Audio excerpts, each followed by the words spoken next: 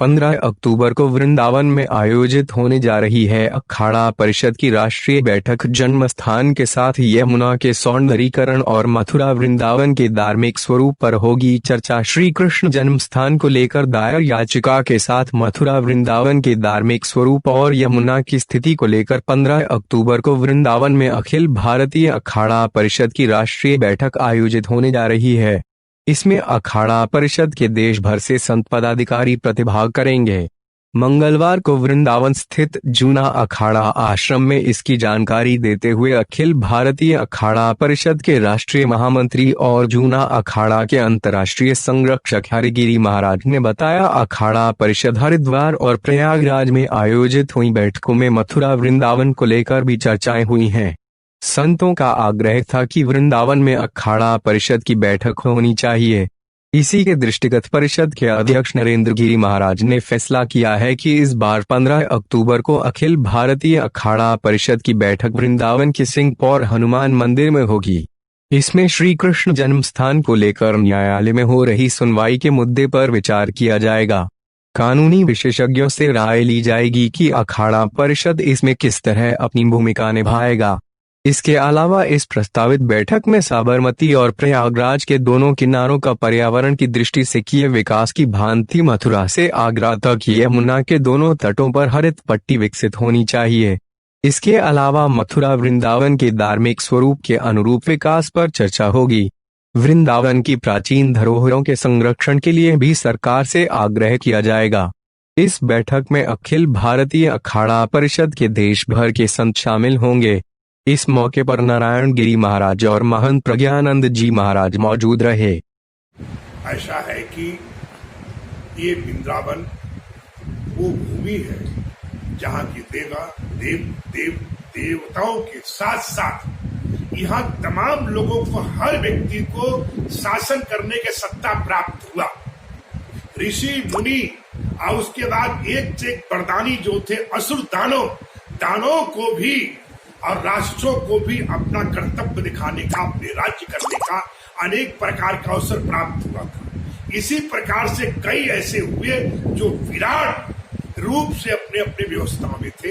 ये धार्मिक ऐतिहासिक नगरी वृंदावन मथुरा जो कि अपने आप में ऐतिहासिक है। आज यहाँ पर प्राचीन काल से जैसे कुंभ मेले के पहले बैठक होती है, चतुर संप्रदाय की और तमाम साधु संतों की बैठक होती है, वहां पे मतलब जैसे अभी जो पिछली बैठक मेरी प्रयागराज में हुई थी, हरिद्वार में हुई थी, तो अनेक बैठकों में वैष्णव महात्मा जो थे, राजेंद्र दास जी, धर्मदास जी और हमारे दिगंबर अखाड़े के नगरिया महाराज, कृष्णदास जी महाराज और जो मथुरा में ही रहते अनेक संतों ने कहा, अखाड़ा परिषद से तक से बैठक में रखा कि एक बैठक वृंदावन में क्यों नहीं रखी जाए। और वृंदावन के लिए बैठक के लिए विचार विमर्श हुआ और उसमें ये हुआ कि जैसे साबरमती के किनारे दोनों तरफ सुंदरीकरण किया गया और प्रयागराज में भी दोनों तरफ सुंदरीकरण किया गया, इसी तरीके से दीगर नदियों का सुंदरीकरण की एक बहुत बड़ी भारत सरकार योजना नमामि गंगा को साथ चला रही है।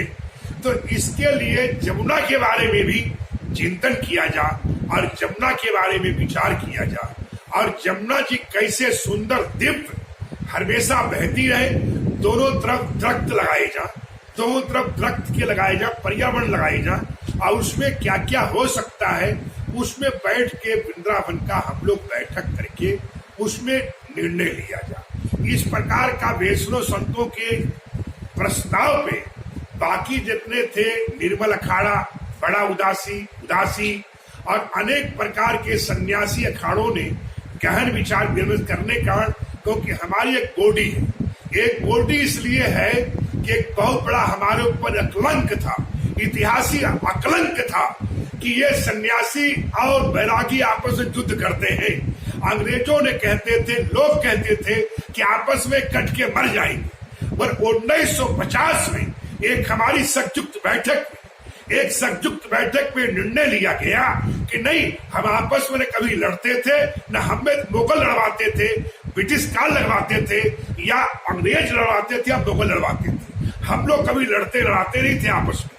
उसी समय से अखाड़ा परिषद एक बैठक हुई है कि जब से अनेक प्रकार की कुंभ मेला हुई और किसी कुंभ मेले में कोई वैरागी सन्यासी का कहीं कोई विवाद नहीं पैदा हुआ।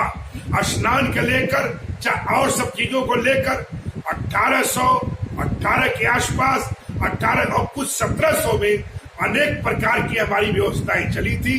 पर ये 1950 में आकर हम लोगों ने मंथन करके वैष्णव का 3 अनी 18 अखाड़े 52 द्वारे इस प्रकार के समस्त काल से उस अनियों में आते हैं, उनके द्वारा जमीन का व्यवस्थाएं की जाती है और उसको दिलवाने के लिए समस्त सन्यासी और समस्त उदासी अनेक प्रकार के अखाड़ों में किसी प्रकार का अखाड़ा प्रसंग में कोई मतभेद नहीं होता है कि ये क्या है नहीं है, मुख्य खाली एजेंडे पे ही चर्चा होती है। महाराज जी ये बैठक कब होगी?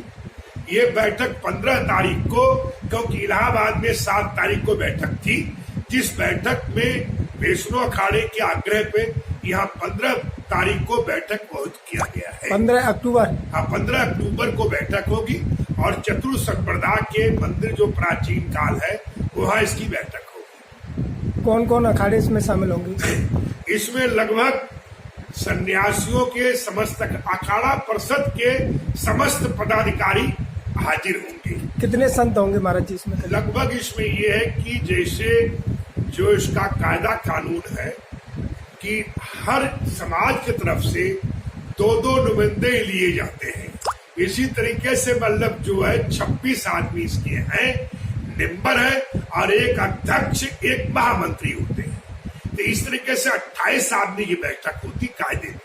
28 आदमी की बॉडी है जो इस बैठक में बैठते हैं। इसी तरह से वैष्णव तरफ से 6 आदमी चुन कर आते हैं, उदासियों की तरफ से 6 आदमी चुन कर आते हैं, सन्यासियों की तरफ से भी इतने चुन कर आते हैं। तो उस हिसाब से कुल 26 आदमी बनते हैं। 13 अखाड़े हैं, 26 आदमी बनते हैं।